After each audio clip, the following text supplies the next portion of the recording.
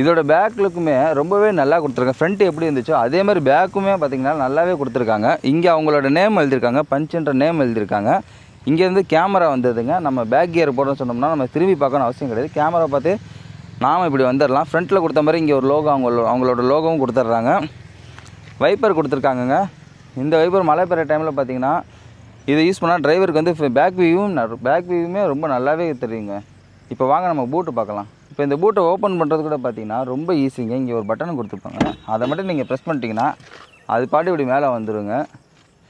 இதில் பார்த்திங்கன்னா ஸ்பேஸ் பார்த்திங்கன்னா 366 லிட்டர் வருது.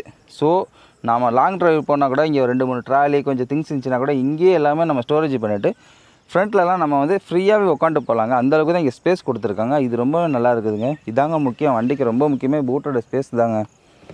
க்ளோஸ் பண்ணுறதுன்னு பார்த்திங்கனாலும் அவ்வளோதாங்க, சிம்பிள். இதோட க்ளோஸ் ஆகிடுங்க. ஓகே, இப்போ நம்ம பேக்கில் வெளியில் எல்லாமே நம்ம பார்த்துட்டோம். இப்போ இன்டீரியர் பார்க்கலாம் வாங்க.